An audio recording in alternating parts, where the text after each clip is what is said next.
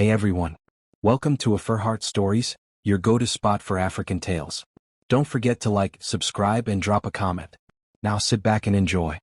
The chandelier above the Lagos Oriental Ballroom shimmered like 1,000 diamonds, throwing its brilliance across silk gowns and tuxedos. The city's most powerful men and women gathered, sipping champagne, trading business deals behind fake smiles, and whispering about who had arrived with who. Tonight wasn't just another gala.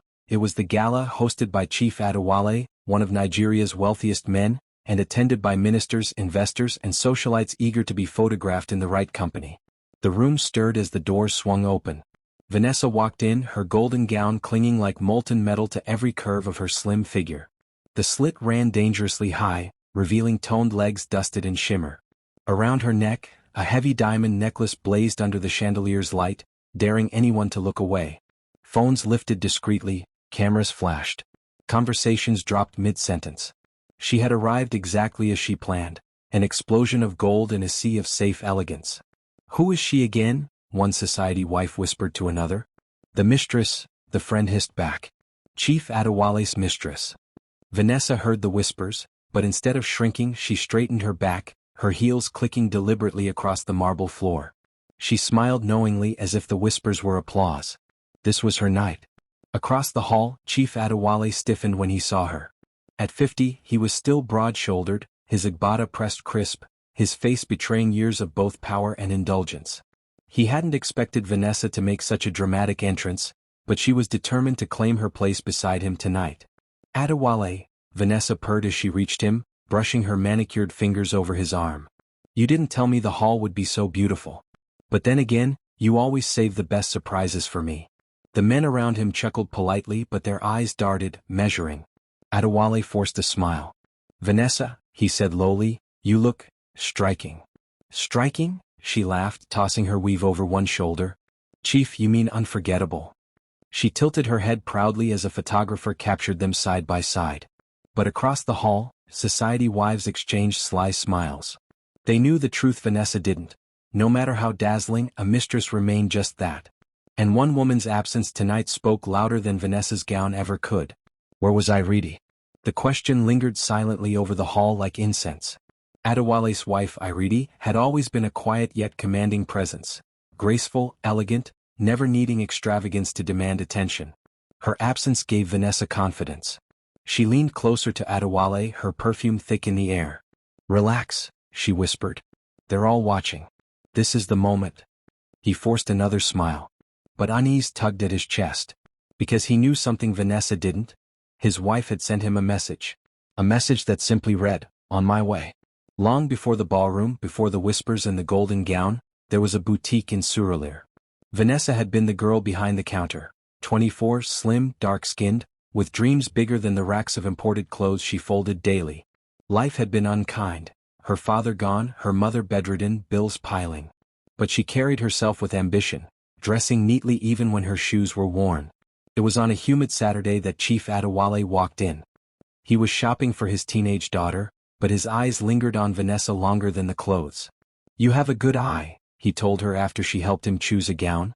"Thank you, sir," she said, shy but sharp. He returned the next week and the week after that. Soon he wasn't asking about clothes anymore but about her life. "I could help you," he murmured one evening as she locked the boutique. His Prado Jeep idled outside. "You shouldn't be standing behind a counter. A woman like you deserves better things." She hesitated, but the lure of escape pulled stronger than her fear. That night she entered his world.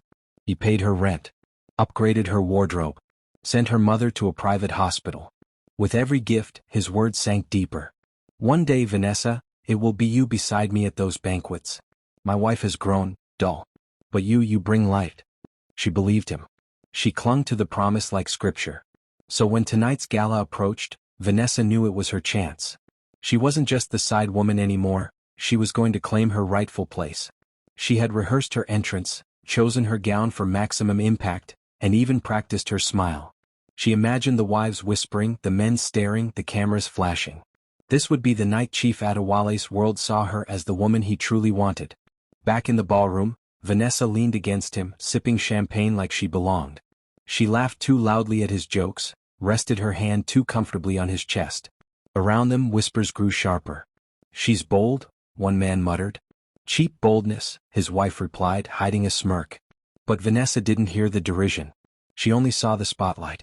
Where's your wife tonight? She teased Adewale. Not brave enough to face me? Adewale's jaw tightened. He wanted to silence her, but he couldn't, not here, not now. What Vanessa didn't know was that the wife she mocked was already on her way. And she wasn't coming with diamonds or sequins. She was coming with pearls. By 9 o'clock, the ballroom buzzed with speculation. Every minister's wife, every business tycoon's spouse, every society matron had noticed. Iridi Adewale was absent. Strange, one whispered over dessert. She never misses these. Maybe she's embarrassed, another suggested, casting her eyes toward Vanessa's golden gown glimmering like a trophy beside Adewale. Vanessa heard them. She smiled, relishing their words.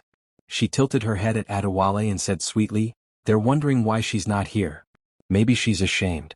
Maybe she knows she can't compete." Adewale forced a weak chuckle, but sweat prickled his forehead. His wife was many things, but coward was not one of them. Vanessa's confidence grew with every passing minute. She leaned into the spotlight, making herself the center of every conversation. "Oh, Chief," she laughed loudly when someone cracked a mild joke, placing her hand on his chest as if marking territory. Cameras clicked, capturing her glittering presence. She imagined tomorrow's headlines, the new queen of society. But beneath the glamour, unease stirred in the room. Some men smirked behind their glasses. A man who parades his mistress cannot control his home. Some women raised their brows. Gold glitters, but it doesn't last. The silence around Iridi's absence was heavier than Vanessa realized. It wasn't defeat, it was anticipation. The wives who knew her best were waiting, their smiles patient, their eyes glinting like they shared a secret. Vanessa didn't notice. She was too busy basking. By 9:30, Adewale checked his phone under the table. A simple message blinked back at him from his wife. "On my way." His chest loosened in relief, but fear followed quickly. Because he knew that once Iridi entered, the room would change. Across the table, Vanessa sipped champagne, laughing too brightly. "See? She's not coming. This is my night, Chief. Our night." Adewale only nodded faintly. He didn't tell her the truth.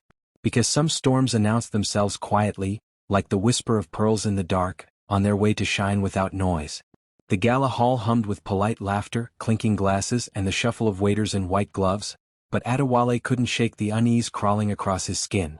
Vanessa was radiant, yes, her gown glimmered under the chandelier, her laughter rang above the crowd, but instead of admiration he noticed sideways glances, curled lips, and whispers dripping with mockery. "Chief Adewale has lost control of his home," one businessman muttered to another, loud enough for Adewale to catch. "If he cannot lead his wife, how will he lead our deals?" Adewale's jaw tightened. He gripped his champagne glass harder. Beside him, Vanessa leaned close, brushing his sleeve with her manicured fingers. "They're jealous," she whispered, flashing her diamond smile. "Don't you see how they can't stop looking at me?" He forced a chuckle, but deep down he knew the truth. This wasn't power. It was spectacle. Vanessa's attempts to dominate the night grew more desperate. She laughed too loudly at jokes that weren't funny. She posed dramatically for photographs, tilting her chin high, ensuring every flash caught her golden gown. "Chief," one rival smirked slyly, shaking his head. "Your companion shines brighter than the chandelier tonight." The laughter around the table was sharp, mocking. Adewale's stomach churned. This wasn't admiration, it was ridicule. He pulled out his phone beneath the tablecloth, staring at the short message from his wife again. "On my way." Vanessa, oblivious, clinked her glass against his. "To us, Chief," she declared. "To finally taking our place." He lifted his glass but didn't drink. Around them the air shifted. Investors whispered, wives smirked, and Vanessa remained blind to it all. And then, the ballroom doors began to open. The creak of the heavy doors sliced through the chatter. Heads turned. Conversations froze mid-sentence. Cameras lowered. Iridi Adewale stepped into the hall. She wore a floor-length black gown, simple in design yet flawless in execution.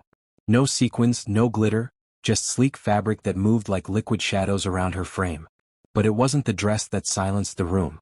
It was the single strand of luminous pearls resting against her collarbone, glowing softly under the chandelier. The air shifted instantly. Every woman straightened in her chair, instinctively acknowledging the quiet command in Iridi's presence. Men turned their heads, not in lust but in respect. Even the waiters paused mid-step. Vanessa's smile faltered. Her golden gown, moments ago the star, now looked loud, gaudy, even desperate beside Iridi's calm elegance. Iridi's steps were unhurried. Each click of her heels echoed with assurance, as though she owned not only the room but time itself. She didn't need diamonds. She didn't need sequins. Her pearls spoke in a language of power far older than glamour. "Ade," Vanessa stammered softly, nudging Adewale. Why didn't you tell me she was coming?" But Adewale had already risen from his seat. Relief washed over his face like water on parched earth. He hurried to meet his wife halfway, bowing slightly as he kissed her hand. "My dear," he murmured, his voice trembling with gratitude. "You came." "Of course," Iridi replied simply, her voice smooth, her smile serene. Whispers spread across the hall like wildfire. "She looks divine. Pearls? Only pearls? And see how she commands the room. That is dignity. That is power." Vanessa sat frozen, her hand tightening around her glass. The champagne trembled dangerously close to spilling. She's not even wearing diamonds," she whispered, her voice barely audible. "Just pearls?" But her words sounded hollow, even to herself. In that single moment, Vanessa realized she hadn't won. She had never been close. The queen had arrived. Iridi didn't glance at Vanessa immediately. She didn't need to. Her silence was louder than confrontation, her composure sharper than words. She let Adewale guide her to their table, where dignitaries and businessmen rose slightly in respect as she passed. She nodded gracefully, accepting greetings with warmth that felt natural, not forced. When she sat, Adewale remained standing a second longer, his shoulders lighter, as though her presence had returned him strength. Vanessa shifted uncomfortably in her chair. Every laugh she had practiced, every gesture she thought regal, felt childish under Iridi's effortless aura. "Chief," one businessman toasted, raising his glass, "to your wife, truly the pride of the night." Glasses clinked. Adewale smiled proudly, placing his hand over Iridi's as if to say, "This is the woman who anchors me." Vanessa's throat tightened. She reached for her champagne, gulping quickly, the bubbles burning down her throat. She forced a laugh, tried to interject, but the table ignored her. Their eyes, their attention belonged only to Iridi. Finally, unable to bear the humiliation, Vanessa leaned closer to Adewale. "You're going to just sit there? Pretending I don't exist?" she hissed under her breath. He didn't look at her. Instead, he smiled at his wife, his voice warm. "My dear, they've been asking about your charity project. Tell them." Iridi's smile broadened. She spoke softly, detailing her foundation for widows and single mothers. Her voice wasn't loud, but it carried, drawing nods and murmurs of admiration. Vanessa clenched her fists beneath the table. She tried to interrupt with a loud giggle at one point, but the men barely looked her way. One woman across the table even gave her a pointed stare of disdain. The humiliation built until Vanessa excused herself abruptly, heels clicking angrily toward the restroom. Inside, she slammed her clutch on the marble counter, staring at her reflection in the mirror. How could pearls outshine this?" she whispered, tugging at her gown. Her diamonds sparkled brightly, but they mocked her now, reflecting emptiness. Her eyes burned. Rage filled her chest. She wasn't going to let Iridi win so easily. She reapplied her lipstick, fluffed her hair, and forced her brightest smile. When she returned to the hall, she clutched Adewale's arm more tightly, laughed more loudly, and leaned against him with exaggerated intimacy. But the eyes around her didn't admire. They judged. Disgust curled in the corners of their lips. And the more Vanessa tried, the harder she fell. At the center of it all sat Iridi, calm and unshaken, pearls glowing softly like the moon, silent, eternal, unbothered. And for the first time in her glittering gown, Vanessa felt truly invisible. The orchestra's violins swelled as waiters carried silver trays of pepper soup and champagne around the ballroom. The gala moved into its dinner phase, yet the atmosphere had shifted entirely since Iridi's entrance. Everywhere she went, conversations softened, eyes brightened, respect hung in the air. She didn't demand it, it came naturally. She didn't compete, she simply was. Seated at the head table, Iridi leaned slightly toward a senator's wife. "And how is your daughter doing at university?" she asked warmly. "Oh, much better now," the woman gushed. "She received the scholarship your foundation helped arrange." "That is wonderful to hear." Iridi's smile glowed, and around them, others nodded approvingly. Vanessa sat stiffly on Adewale's other side, her diamond necklace heavy on her chest. She twirled her champagne flute nervously. Every attempt to draw attention failed. She laughed too loudly when a businessman made a mild joke. No one turned. She commented on her gown's designer, "It's Italian, limited edition." The women ignored her. When she leaned across Adewale to say, "Chief tells me so much about his business," one man raised his brow, his lips curling in disgust. Meanwhile, Adewale himself seemed rejuvenated, his back straighter, his laugh genuine again. He kept gesturing proudly to his wife. "You must all meet Iridi," he said. "She is the backbone of everything I do." Vanessa's stomach twisted. That was her line. Her role. Yet she was fading like glitter washed down a drain. "Excuse me," Vanessa muttered, gripping her clutch, but no one noticed. She wasn't excusing herself from the table, she was slipping out of relevance. Iridi never raised her voice, never once looked at Vanessa. She didn't need to. Her pearls rested softly against her throat, speaking volumes. And in the unspoken language of women, Vanessa was already defeated. The restroom mirror reflected Vanessa's rage. She stood over the sink, clutching her clutch as though it could anchor her drowning pride. How is this happening?" she hissed, staring at her reflection. "I wore gold. I wore diamonds. I was supposed to own the night." Her mascara was smudged from tears she didn't realize had fallen. She quickly dabbed at her face, reapplying lipstick with shaky hands. Another woman entered, glanced at her briefly, and offered a polite smile. But Vanessa caught the flicker of pity in her eyes, the kind reserved for those who had lost a battle they didn't know they were fighting. Vanessa's jaw clenched. She slammed her lipstick into her clutch and took a deep breath. "No," she whispered to herself. "I won't be humiliated. I won't." She stormed back into the hall, her heels sharp against the marble. When she reached Adewale, she slipped her arm tightly around his, leaning against him with exaggerated intimacy. "Darling," she said loudly enough for others to hear, "tell them about our last trip to Dubai. You spoiled me so much." Adewale's face tightened. He cleared his throat, forcing a smile at the men watching, but their expressions were unreadable, except for the faint smirks. "Vanessa," he started, but she cut him off with a giggle, brushing his cheek with her fingers. "Oh, Chief, you're blushing," she teased. Laughter didn't follow. Instead, cold stares did. A senator's wife leaned toward her husband and whispered, not quietly enough, "Shameless." Vanessa heard. Her heart pounded. But she refused to retreat. She leaned further into Adewale, whispering, "She can't win. I won't let her win." Across the table, Iridi laughed softly at something an elder businessman said, her hand resting gently on Adewale's arm for just a second. The room noticed. That single, casual touch erased every dramatic gesture Vanessa had made all night. Vanessa's nails dug into her clutch. Anger burned hotter than her shame. She didn't know how to fight a woman who didn't even seem to acknowledge her existence. And that was what enraged her most, being invisible. The gala had reached its quietest hour. Dessert plates clinked, champagne flowed slower, the orchestra played softer. People were relaxed now, conversations more intimate. Vanessa sat in silence, her earlier confidence stripped raw. She had laughed, flaunted, boasted, but none of it worked. She was exhausted from trying. And then, it happened. As she excused herself toward the lobby, Iridi rose from her seat at the same moment. They crossed paths by the doorway.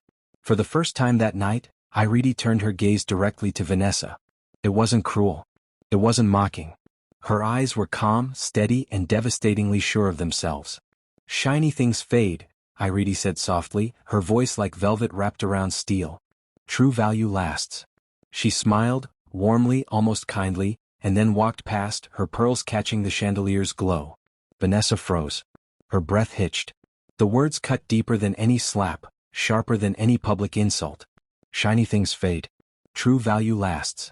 It was whispered again behind her, a senator's wife repeating it. Then another woman. And another. Soon, the phrase rippled across the ballroom like gospel. Guests leaned toward each other, murmuring, "Did you hear what Madame Iridi told her?" "Yes, true value lasts." Vanessa's vision blurred. She wanted to scream, to fight back, but her throat locked.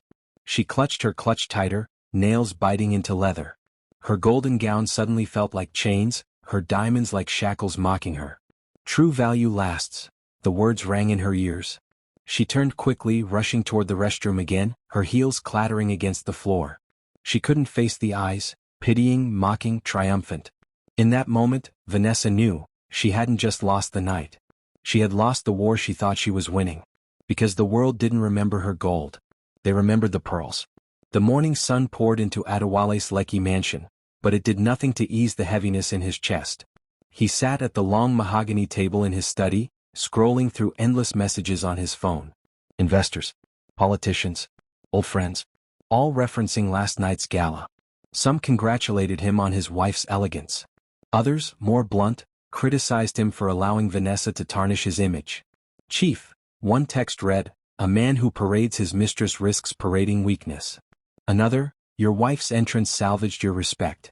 But be careful, business cannot thrive on scandal." Adewale tossed the phone onto the table, exhaling sharply. Just then his advisor, Mr. Bamadil, entered, carrying a folder. "Chief, the board meeting begins in an hour. We must prepare." "I know," Adewale muttered. He rubbed his forehead. "They will come with their whispers." "They will come with demands," Bamadil corrected grimly. He placed the folder before him. "Many believe last night exposed cracks. You must reassure them your house is in order." Adewale nodded stiffly, his jaw clenched. He remembered the smirks, the whispers, the mocking glances. All because of Vanessa. At the office later, the boardroom buzzed with energy. Men in tailored suits and women in sleek Ankara blazers shuffled papers, their expressions polite but sharp. "Chief Adewale," one investor began, "let us be direct. Last night was unfortunate. Your mistress's display drew ridicule, and ridicule weakens trust." Another leaned forward. "Your wife, however, her presence restored confidence. Do you understand, sir? The empire stands stronger with Madame Iridi beside you, not the other one." The word other hung heavy. Adewale cleared his throat, his voice clipped. "Gentlemen, ladies, Iridi is my wife. She has always been my strength." "And Vanessa?" one asked boldly. Adewale's hand tightened on the table. He didn't answer immediately. Finally he said, "She was a distraction. No more." The board nodded approvingly. The message was clear. If he wanted to keep his empire, Vanessa had to be erased from his life. By the time the meeting ended, Adewale knew what he had to do. Vanessa stormed into Adewale's office unannounced. Guards tried to stop her, but she shoved past them, her heels stabbing the marble floor like daggers. "Adewale," she cried, her voice trembling with rage. He looked up from behind his massive desk, his face expressionless. "Vanessa, you shouldn't be here." "You promised me," she shouted, slamming her clutch onto his desk. "You told me I'd stand beside you. You told me I'd be your wife." Adewale leaned back, folding his arms. His voice was cold, detached. "I told you what you wanted to hear. But last night proved something. You were never meant for that place." Vanessa's chest heaved. "You think I don't see what's happening? One night, and suddenly Iridi is the queen again? After all I gave you?" "You gave me nothing," Adewale said sharply. "I clothed you. I fed you. I raised you from nothing. And in return, you embarrassed me before the entire city." Tears filled Vanessa's eyes. No, that's not true. I can fix this. I can be better. Just give me another chance."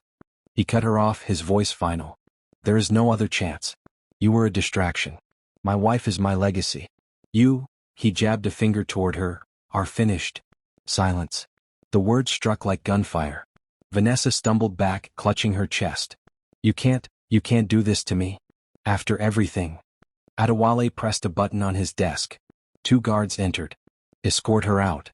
"No," she cried, struggling as the men took her by the arms. "Adewale, you can't just throw me away. You can't." But he didn't look at her. He turned back to his papers, already erasing her from his life. As the guards dragged her out, Vanessa's sobs echoed down the hall. For the first time the reality sank deep. She had no power. All the glitter, the gold, the diamonds, they had never been hers. They were borrowed. And now they were gone. By evening, Vanessa's humiliation was public property. Social media exploded with pictures from the gala. Side-by-side shots of her golden gown and Iridi's pearls flooded Twitter, Instagram, and Facebook. Captions mocked her mercilessly. "Gold fades. Pearls reign. Glitter cannot outshine grace. Chief's choice, embarrassment versus elegance." Memes circulated. One showed Vanessa's sparkling dress with the words loud but empty. Another showed Iridi's pearls captioned silent but powerful. The hashtag pearls over gold trended across Nigeria by midnight. Vanessa scrolled through her phone in disbelief, her eyes swollen from crying. She read cruel comments aloud, her voice breaking. "Vanessa is finished. Imagine thinking diamonds could buy respect. She thought she was the star, turns out she was the joke. Her phone buzzed with messages from friends, but instead of comfort they offered distance. Babe, I can't be associated with this right now. People are talking. Sorry, I have brand deals. Can't afford to be dragged. Even her boutique sponsors sent curt emails.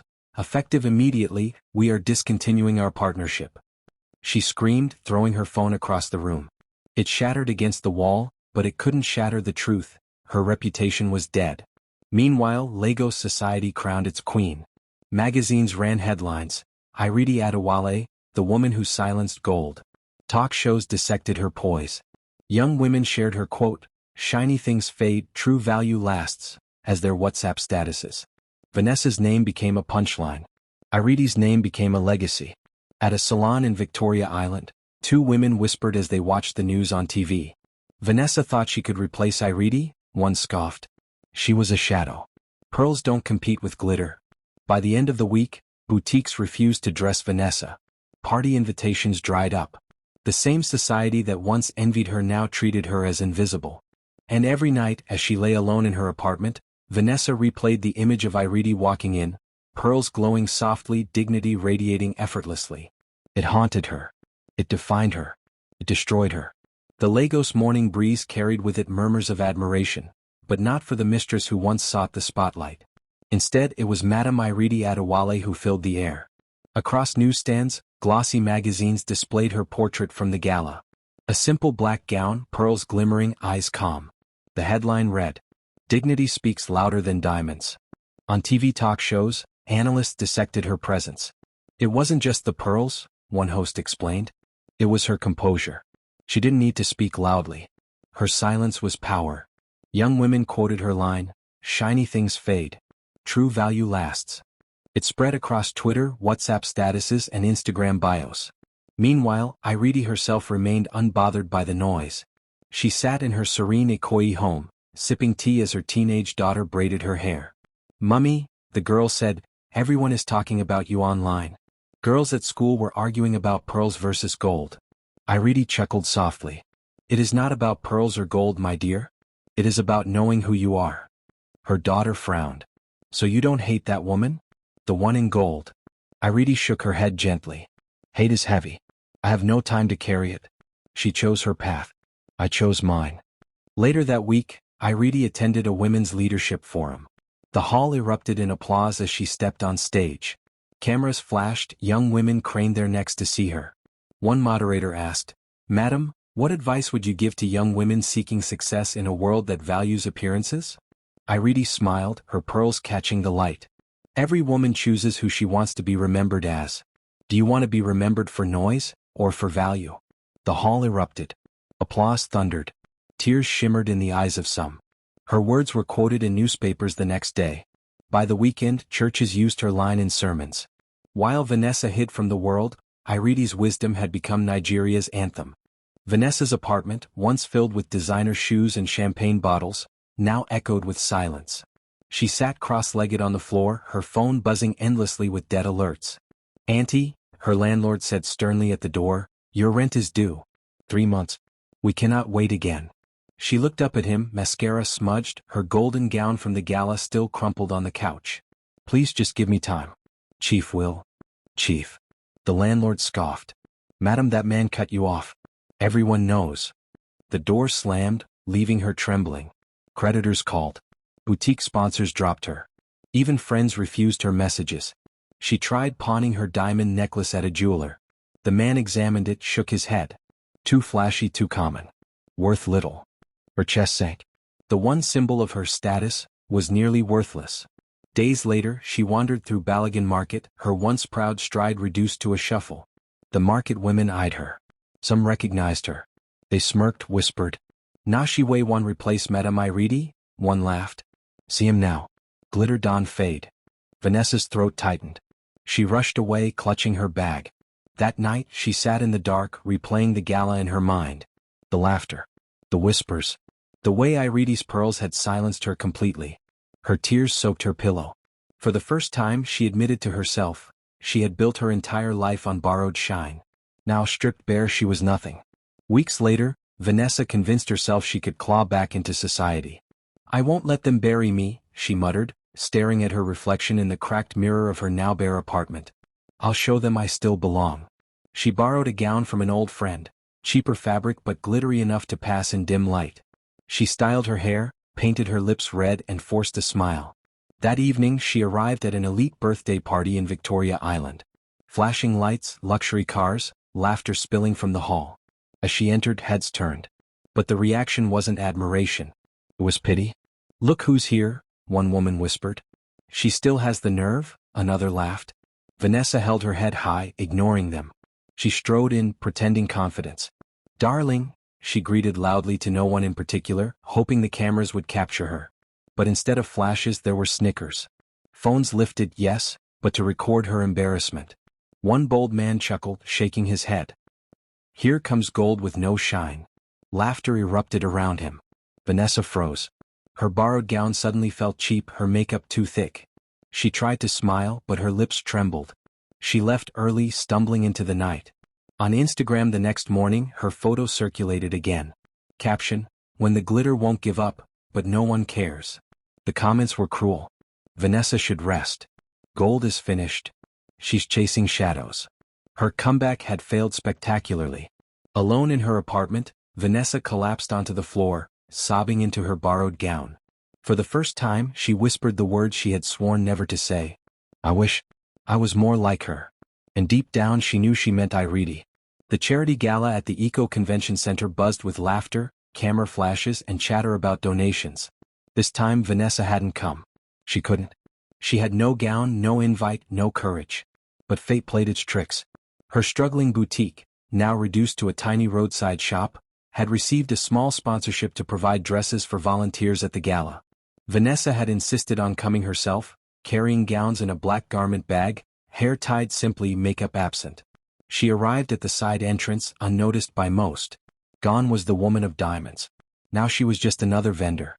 As she adjusted a dress for a young volunteer, her eyes caught a familiar figure across the hall. Pearls. Calm grace. AfriHeart Adewale. Vanessa froze, panic flooding her veins. She bent quickly, pretending to fix a hem, praying AfriHeart wouldn't see her. But fate refused her prayer. Vanessa? The voice was gentle, not mocking. Vanessa looked up slowly. AfriHeart stood before her, elegance wrapped in simplicity, pearls glowing softly under the lights. Vanessa's throat tightened.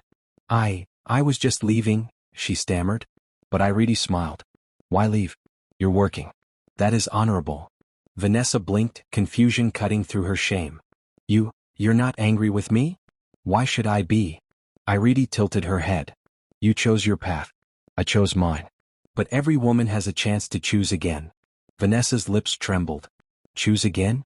AfriHeart reached into her purse, discreetly slipping an envelope into Vanessa's hand. A small donation for your shop. Don't waste it. Vanessa's vision blurred. Why would you help me? She whispered. Because, AfriHeart said softly, her eyes kind, true value is not proven by crushing others. It is proven by lifting them even when they fall. Tears spilled down Vanessa's cheeks. She dropped her gaze, whispering, I don't deserve this. AfriHeart touched her shoulder gently. None of us deserve everything we receive. But grace is given. Use it well. And just like that she was gone, back into the gala, pearls glowing. Vanessa clutched the envelope to her chest, sobbing silently. For the first time she felt something she had never felt before, the weight of undeserved kindness. Vanessa's one-room flat smelled of dust and fried plantain. She sat on her small mattress, the envelope from AfriHeart open before her. Inside was a check, enough to stabilize her boutique and cover her rent for months. She stared at it, overwhelmed.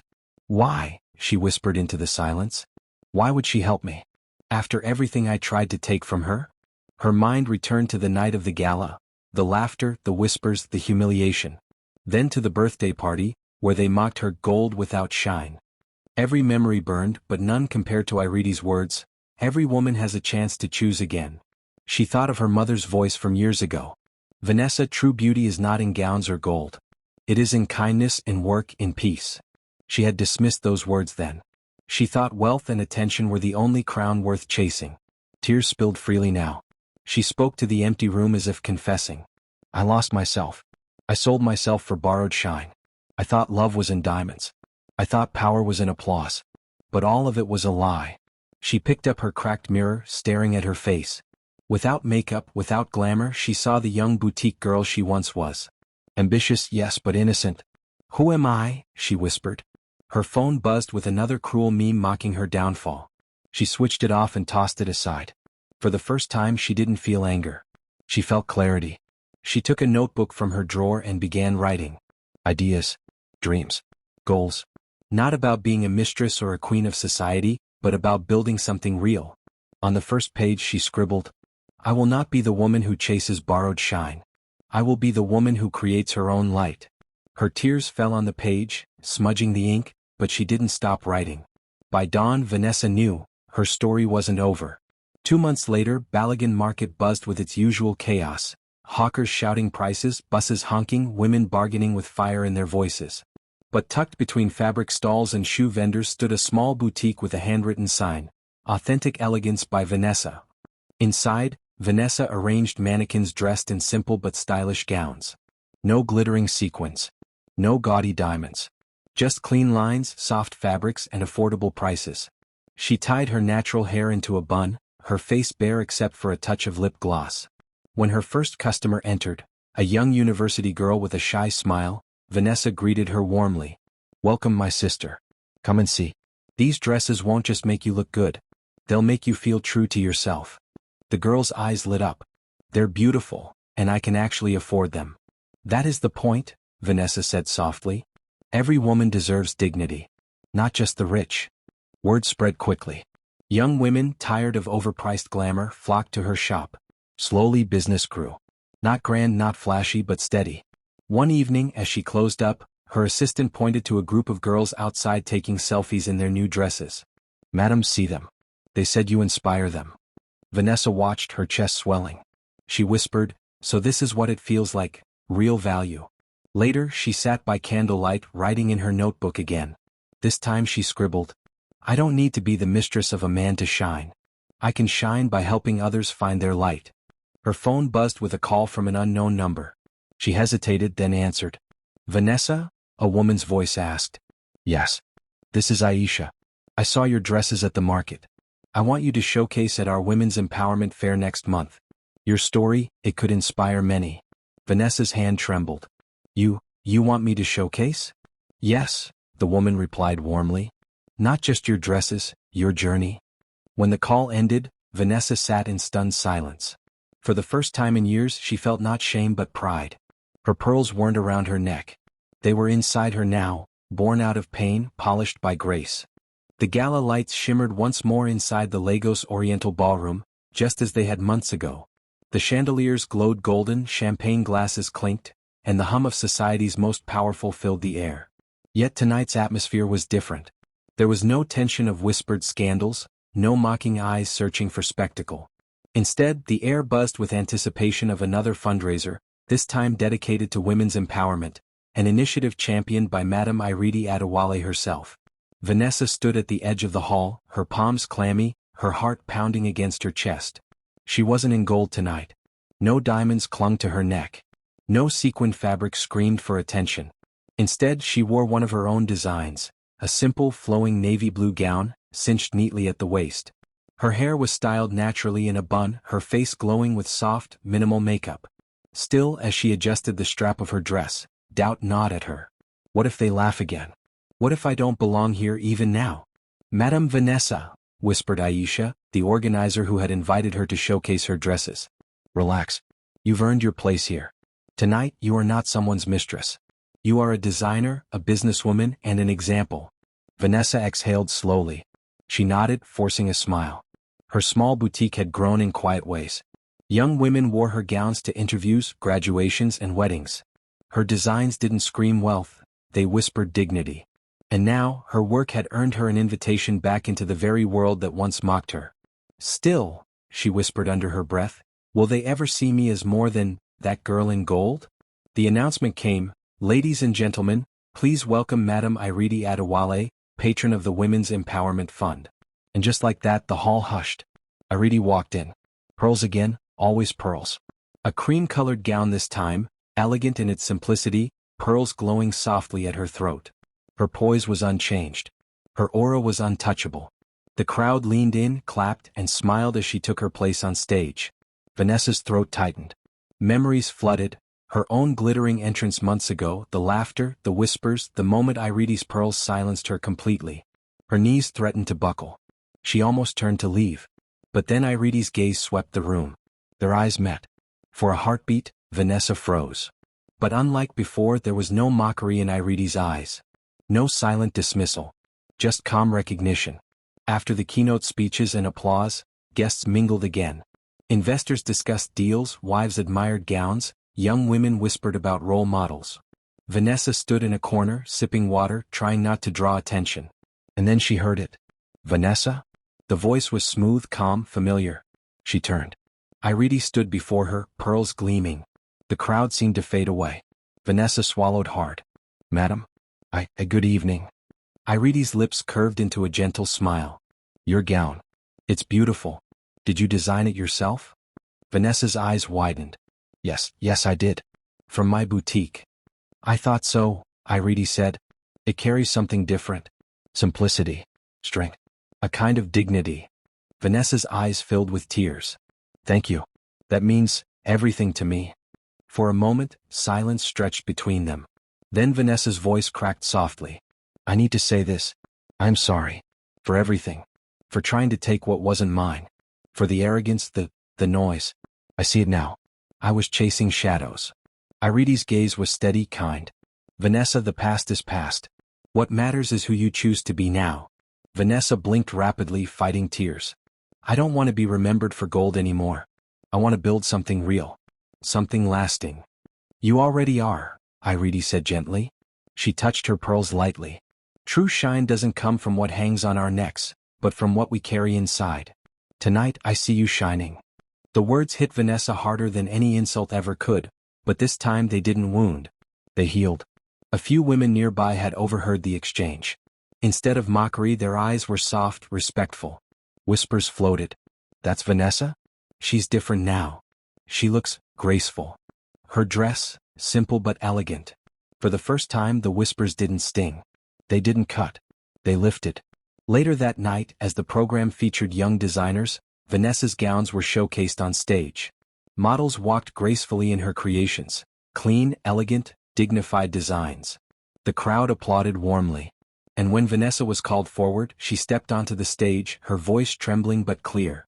"I once thought value came from how loudly you could shine," she said into the microphone. "But I learned that true beauty, true power, is quiet. It's in how we treat others, in what we build, in how we rise after we fall. I lost myself chasing glitter, but I found myself in grace." The applause that followed wasn't thunderous like for a celebrity. It was steadier, warmer, genuine. Offstage, Vanessa spotted Iridi again. She walked over, bowed her head slightly and whispered, "Thank you, for not crushing me when you could have." Iridi placed a hand on her shoulder. "Vanessa, real queens don't crush. They teach." The words wrapped around her like a mantle. As Vanessa left the hall that night, her navy gown flowing gently, she didn't feel invisible anymore. She didn't feel mocked. She felt seen. Not as the mistress in gold. Not as the joke of Lagos. But as a woman with her own light, quiet, authentic and real. And for the first time, Vanessa smiled with peace. The morning sun poured through the glass windows of the Adewale Foundation headquarters in Ikoyi, where the Women's Empowerment Fund had just launched its largest initiative yet. A mentorship program pairing young female entrepreneurs with established leaders. Vanessa sat at the back of the room, notebook open, her pen poised, her heart steady. It still amazed her that she was here, not as an ornament, not as a scandal, but as a participant, chosen because her small boutique had proven consistent and reliable. On stage, Madame Iridi Adewale addressed the crowd. She was radiant, pearls at her throat as always, her calm presence commanding silence. "My sisters," she began, her voice warm yet firm, "this program is not about who has the shiniest dress or the loudest voice. It is about building something that lasts. Pearls do not sparkle like diamonds, yet they endure through generations. Let us be women who endure. Women who build. Women who lift others." The applause was thunderous. Vanessa felt the words pierce her soul. Once she had been the woman who lived for applause, for noise, for spectacle. But now this applause lifted her differently because she knew it was not about show. It was about truth. During the networking session, a young woman barely 20 approached Vanessa timidly. "Excuse me," she said, clutching a folder to her chest. "Are you Miss Vanessa, the designer?" Vanessa blinked. She had been called many things in Lagos society, but rarely with that kind of respect. "Yes, I am. How can I help you?" The girl's eyes brightened. "I admire your gowns. They're simple but strong. I've been sketching designs too, but I don't know where to start. Everyone tells me fashion is about noise and glitter. But your style, it's different. Could you mentor me?" For a moment, Vanessa was speechless. Mentor? She had once been the one begging for scraps of validation, drowning in debts and mockery. Now, someone saw her as worthy of guidance. Tears pricked her eyes. She placed a hand on the girl's shoulder. "Listen, fashion like life is not about chasing noise. It's about telling the truth with fabric, with stitches, with every piece. If you're willing to work hard, I'll help you." The girl gasped, then hugged her tightly. Vanessa's heart swelled. For the first time, she felt the joy of giving rather than taking. Later, as the event wound down, Vanessa found herself walking beside Irene in the hallway. "Madam," Vanessa began softly, "today, hearing you speak, it was like watching a mirror of what I once tried and failed to be. But now I see the difference." Irene glanced at her, smiling knowingly. "And what difference do you see?" Vanessa swallowed, her voice firm. "I thought shine came from what you wore. But you showed me shine comes from what you build, how you live, how you treat people. I used to envy your pearls, but now I understand they were never about jewelry. They were about legacy." Irene stopped walking, turned to face her fully. The pearls at her neck glowed softly in the sunlight streaming through the tall glass. "My dear," she said, her tone both tender and instructive, "pearls are formed from pain. A grain of sand irritates the oyster, and in response, layer by layer, the oyster coats it until it becomes something beautiful, something lasting. That is why I wear them. Not for fashion but for remembrance. They remind me that pain, handled with patience, becomes strength." Vanessa's breath caught. Her mistakes, her humiliation, her downfall, all of it was sand. Painful, gritty, suffocating. But maybe, just maybe, she had begun coating that pain with her own layers of growth, humility, and work. Tears welled in her eyes. "Then maybe I'm finally making my own pearls." Irene touched her shoulder gently. "Yes. And one day you will wear them proudly, not around your neck but in the lives you've touched." At that moment, Vanessa knew the rivalry was over. There was no competition, no comparison. She didn't want to outshine anymore. She wanted to endure. Months later, Vanessa's boutique had expanded into a small but thriving workshop. She employed young women from underprivileged backgrounds, teaching them tailoring, design, and discipline. The girl who had approached her that day became her apprentice, sketching beside her late into the night. One evening, after locking up, Vanessa walked past a jewelry stall at Balagan Market. Pearls gleamed softly in the glass case. She stopped, stared, and smiled. Not because she wanted them. Not because she needed them to prove her worth. But because she finally understood. True pearls weren't bought. They were built. Her phone buzzed. A message from a client praising her gowns, another from her apprentice asking for advice, and one from a community group inviting her to speak about resilience. Vanessa exhaled a deep, peaceful sigh. Once she had been the woman in gold. The loud mistress, the scandal, the glitter that faded. Now she was something else. A woman who had found her pearls, not around her neck but inside her heart. And though Lagos still remembered the night of gold versus pearls, the whispers had changed. She dressed to outshine, people said, but in the end, she found her own pearls. Sparkle's final lesson. The story closes here but the lesson lingers. Shine fades. Pearls endure. Vanessa's journey reminds us that true value comes not from what we flaunt, but from what we build in patience, humility, and resilience. Liked it? Thumbs up, subscribe, and join the AfriHeart fam. Your support fuels our stories. Until next time.